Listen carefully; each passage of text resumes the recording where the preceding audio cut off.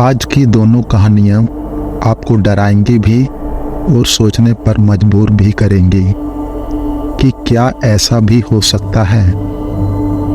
पहली कहानी। कहते हैं कि रात के समय किसी पोल, नाले, नदी या कुएं के आसपास से गुजरते वक्त थोड़ा ज़्यादा ध्यान रखना चाहिए कि कहीं कुछ गड़बड़ तो नहीं, कुछ असामान्य गतिविधियां हो सकती हैं।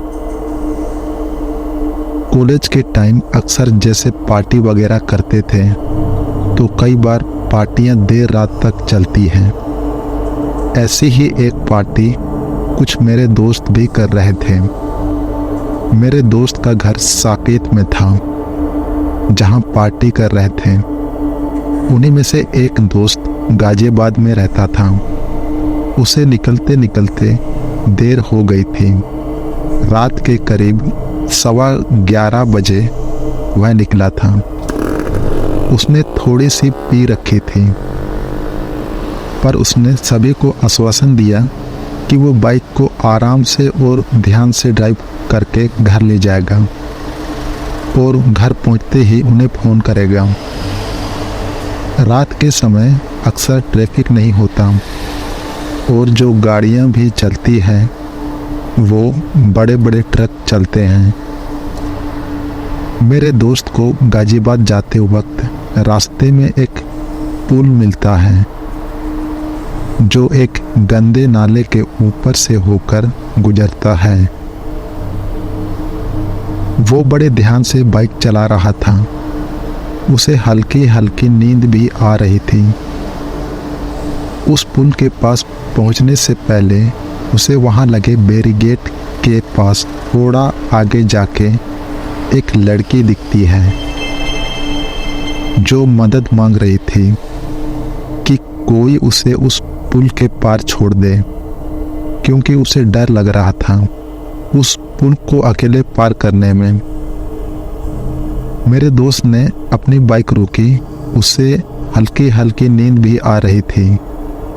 उसने वहां रुके उस लड़की से पूछा, जी आपको कहीं छोड़ सकता हूं मैं, अगर आप कहें तो। उसने कहा कि आप मुझे उस पुल के पास छोड़ सकते हैं क्योंकि मुझे रात को अकेले जाने में डर लगता है। तो उसने कहा, जी बैठिए, मैं आगे तक छोड़ देता हूं। दोस्त नशे में था और थोड़ी नींद भी आ रही थी। उसे पता नहीं कि कैसे बस बाइक चली जा रही थी। बाइक के एक साइड से एक ट्रक गुजरा और एक ट्रक ड्राइवर दोस्त को देखकर कुछ इशारा कर रहा था और वह समझ नहीं पाया कि ट्रक ड्राइवर क्या कहना चाह रहा है। इतने में एक ट्रक और निकला। बिल्कुल बाइक के पास से उसने भी कुछ कहा, पर वो समझा नहीं। 3-4 ट्रक गुजरे आसपास से, लेकिन वह समझा नहीं।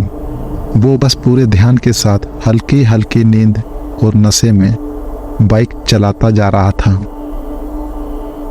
दोस्त को कुछ महसूस हो रहा था कि कुछ तो बात है, यह ट्रक वाले ऐसा क्यों कर रहे हैं। तभी एक ट्रक बाइक के पास से गुजरा। उसमें एक सरदार जी थे। उन्होंने अपने ट्रक से एक डंडा निकाला और बाइक रोकने को कहा। दोस्त का बैलेंस बिगड़ा। उसकी बाइक साइड लगी रेलिंग से जा टकराई और वह गिर गई। सरदार जी ने देखा तो कंधे से खून बह रहा था। तब सरदार जी ने दोस्त के फ़ोन से लास्ट डायल नंबर निकालकर फ़ोन पर उसके दोस्तों को बताया कि ऐसा ऐसा हो गया है, आपके दोस्त को चोट लग गई है, आप हॉस्पिटल में आ जाओ। दोस्त लोग हॉस्पिटल आए और जब उसे भी होश आया तो उसने पूछा कि मैं यहाँ कैसे और मेरा कंधा इतना दर्द क्यों कर रहा है। तो दोस्तों ने बताया कि एक सरदार जी तुझे यहाँ लेकर आए थे उन्होंने बताया कि तेरे पीछे एक लड़की बैठी थी। जब तू उस पुल को पार कर रहा था तुझे शायद पता नहीं चला, या तो तू नींद या नशे में था। जो लड़की तेरे पास तेरे पीछे तेरी बाइक पर बैठी थी वो लड़की तेरे कंधे को खाए जा रही थी। जब सरदार जी ने देखा तो अपना डंडा निकाला और बाइक रोकने को कहा। तेरी बाइक जब गिरी तो वह लड़की सरदार जी को घूरकर देखी जा रही थी। उसका मुंह खून से सना हुआ था और आंखें एकदम लाल थी। सरदार जी के साथ 2-3 लोग और वहां आए तो वह लड़की वहां से गायब हो गई और वो तब तुझे यहाँ हॉस्पिटल में लेकर आए। दूसरी कहानी। यह बात तब की है जब मैं इस शहर में नया आया था। मैंने उस वक्त यह कहानी यहाँ के लोगों से सुनी थी। एक बूढ़ी औरत जिसके साथ कोई नहीं, ना पति ना बच्चा, वह बिना व्हीलचेयर के सहारे से चल फिर भी नहीं सकती थी।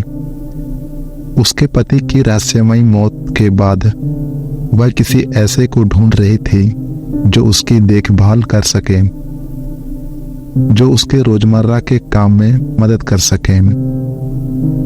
और इस सब में खास बात यह थी कि घर थी 2 मंजिला और दोनों मंजिल अंदर से बस एक पुरानी सीढ़ी से जुड़ी हुई थी। जब इस बूढ़ी औरत को ऊपर से नीचे या नीचे से ऊपर जाने की जरूरत होती तो देखभाल करने वाले को कमजोर बूढ़ी औरत को एक बच्चे की तरह गोद में उठाकर सीढ़ियों से ऊपर नीचे ले जाना होता था। एक दिन पुलिस के पास बूढ़ी औरत का फोन आया। एक हत्या हुई थी। क्योंकि पुलिस की तैनाती के कारण पुलिस वाले कम थे, तब दिवाली की तैयारी में लगे हुए थे और कातिल पहले ही घटनास्थल से भाग चुका था। तो शुरुआती जांच पड़ताल के लिए सिर्फ एक जासूस को भेजा गया। वहां पहुंचकर उसने बेल बजाई। काफी देर हो गई। उसे लगा शायद बेल खराब हो गई, तो उसने दरवाजा खटखटाया। अंदर से कोई आवाज न आने पर जासूस ने थोड़ा धक्का लगाया और दरवाजा खुला तो उसने देखा कि देखभाल करने वाले का गला बुरी तरह से चीरा हुआ है और उसका शरीर जैसे खून से सना हुआ पहली मंजिल पर पड़ा हुआ था। वह बूढ़ी औरत व्हीलचेयर पर बैठी चुपचाप और बिना हिले उसकी लाश को ऐसे घूर रही थी जैसे किसी गहरे सदमे में हो। जासूस को उस औरत पर बिल्कुल भी शक नहीं हो रहा था। एक तो क्योंकि वह चल फिर नहीं सकती थी और दूसरे इसलिए क्योंकि मर्डर के समय वो वहीं फंसी हुई थी। जासूस ने अपने दस्ताने पहने, कुछ तस्वीरें ली, वहां के सबूतों के लिए अपने हाथ पैर मारे और शरीर को तब तक ढक दिया जब तक कि लाश की जांच पड़ताल करने वाले लोग नहीं आ जाते, जैसे आमतौर पर किसी मर्डर केस में होता है। अब उसने नीचे के फ्लोर से अपनी छानबीन शुरू कर दी। फिर बूढ़ी औरत से पूछा कि क्या वो वहां ऊपर जाकर देख सकता है। तो बुढ़िया ने इस बात पर जोर देते हुए कहा कि वह पूरे समय ऊपर ही थी और उसके अलावा उस दिन ऊपर कोई भी नहीं आया था। लेकिन इसके बावजूद भी जासूस सीढ़ियों से ऊपर की ओर जाने लगा और बुढ़िया उसे आते देख चुपचाप एक तरफ हट गई। वहां सीढ़ियों के पीछे से एक पतला सा रास्ता था जिसके साथ ही 3 बंद दरवाजे थे। उन तीनों दरवाजों को बारी बारी खोलकर देखा। पहला खाली बेडरूम, कुछ नहीं। दूसरा, बाथरूम और कुछ नहीं। यह सब देख जब उसे कुछ सबूत नहीं मिला तो वह बेचैन हो गया और धीरे धीरे तीसरे कमरे का दरवाजा खोला जहां वो बुढ़िया सोती थी। अंदर झांक कर देखा तो उसे सब कुछ ठीक ठाक लग रहा था। एक अलमारी, बिस्तर और उसके बगल में टेबल के ऊपर एक छोटा सा लैंप। वो बहुत गौर से कमरे को, हर दीवार को जांचने लगा, लेकिन उसे जो मिला वो नहीं, बल्कि वो जो नहीं मिला, जिसकी वजह से वह जासूस चौकन्ना हो गया और उसका हाथ धीरे से अपनी बंदूक की तरफ बढ़ने लगा। ये इतनी छोटी सी चीज थी कि पिछली बार पति की हत्या की जांच के समय उन्होंने इस पूरी बात को नजरअंदाज कर दिया था। ऊपर की तरफ, ऊपर वाली मंजिल पर कोई टेलीफोन नहीं था। अचानक से उसने शोर सुना और वह अपनी बंदूक हाथ में लेकर बाहर दौड़ा। वह बाहर उस बुढ़िया की तरफ दौड़ा और जाकर देखा तो अब बस वहां पर एक व्हील चेयर थी जो हिल रही थी।